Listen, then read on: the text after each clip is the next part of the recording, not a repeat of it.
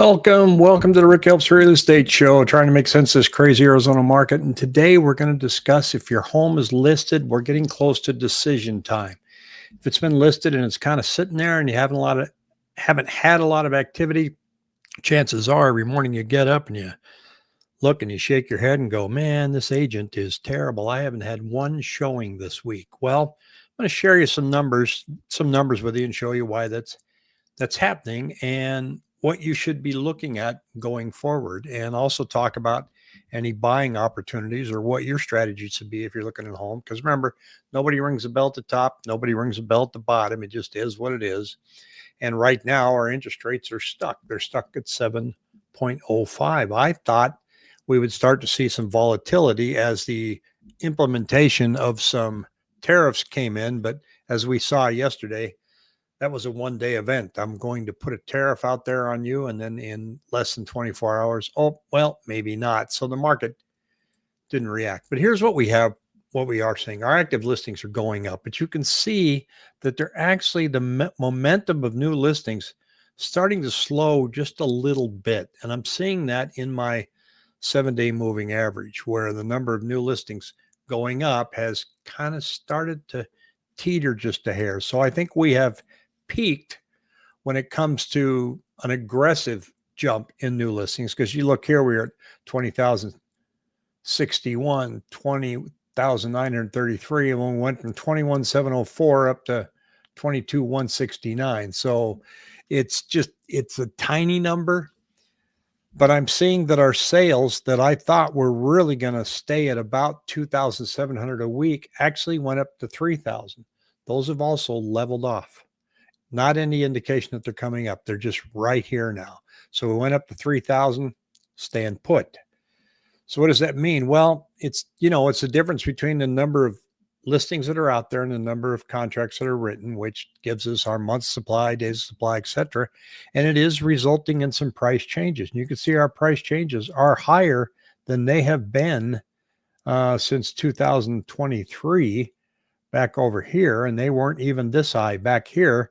We had 2,410, and these are price cuts, 2,774. Now, I don't think I can scroll and find any other years on this chart. That's all it's given me is 1 year, but it is what it is. So people are adjusting their prices. Average days on market monthly sales, you can see here that that's also gone up to 81 days. Now, it tends to creep up every January, and let me explain why. Though, if you're seeing a home that says, and we're the 2nd of February now, well, the 4th of February. So you're seeing a home and it says, and the average days on market is 84 days. Why does it always go up at the beginning of the year? Well, they were listed in either the end of October or November, and it's a slow time of year for us. So the number of days on market tends to go up naturally in January and February. So that in and of itself is not an alarm bell. So you really need to continue to look at that and say, well, is it going to make a downturn? Because it does. It does start to turn down as you get closer to spring. You see here, it flattens out. This is 2023. It peaked here, and then it started going back down as the homes that were listed in January and February start to roll off and get sold. The average list price, though, this one I think is bucking what shouldn't be this kind of a trend. Active listings with this kind of activity, as slow as it is, average list price, as slow as it is, this needs to come down. If you want any hope of selling your home, this line needs to start trending down, depending on your neighborhood. We've seen in the CMI data that, Chandler's still doing well, so is Gilbert and Fountain Hills, but other areas, if you're still sitting there, February is your decision time, because it's really not going to get much better heading into March unless we see some reduction in rates. And I don't see that on the horizon. But here's another thing that again illustrates days of supply. This is months of supply.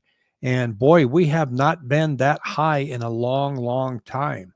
In fact, let me roll this back and take a look, because it's only showing us the 2023. Let me go back to pre-pandemic levels. Everybody likes to compare that. So we'll add 2019 to this. We peaked at 3.5 months supply, and now we're at 5.2. If you're a seller, this should concern you. You're not going to get that peak price. Now, the difference right now is that sellers are not really desperate. We're going to talk about that in a moment. Here is sales per month. This is the rub right here, folks. That's not a good number. Now, again, it tends to go down every January going into February, and it turns around for the same reasons I just explained to you about average days of supply. So these are contracts that were written in December. So there aren't very many contracts written in December. So therefore, the sales numbers always plunge. You can see that does it all the time. Are we going to turn? We will, I'm sure, statistically, will start to come up because I saw a jump of about 400 homes per week in what I track. But that's not enough to really move the needle. Here's homes closing over list price, and that has dipped as well down to 12%. And it's only happening in the $300,000 to $500,000 range right here. And the average 19% in the 3 to 4 and 11.1. And so that is bidding wars have gone down. Now, there was one other one I wanted to show you here too. Sales per month. No, that's not it. Bear with me here. Here's the contract ratio. And again, seasonally it dips. We got down to a low of 27.7, and we have gone up now to 33.6. That's a little encouraging. Will it trend up like it did last year? We shall see. Last year, the rates weren't as hefty as they are today. Monthly median sales price is still climbing. And then so that's a tough one because that includes the upper end that's doing very well. So anything over $1.5 million is still doing quite well. Although I am seeing some pressure lately that there has to be some price adjustments there as well. If you're between 1 and 2 million, it's getting kind of slow, or even over 2, to be honest with you. Now, some of the news that's coming out right now is showing again. A large percentage of a small number is still a small number. And here it is again. This is single family serious delinquency rates. I read an article that said that it has spiked. Well, yeah, maybe. Let me get out my handy dandy magnifying glass here. It's not much of a spike. It's kind of hanging with last year. And it's still below pre-pandemic levels. If you go out here to 2019, which is really right here. So we're right at that same level. So it's not an alarming number. It's not anything that says desperation. Now, for you buyers, you're seeing data here that I'm showing you that says that if sellers want to sell, they're going to have to start bringing the price down. But one thing I want you to keep in mind is the sellers that we have out there are not desperation sellers. They don't have to sell. They're not panicking. Many of them are just kicking tires, saying, well, let's see if I can get it. If I can't, oh, well.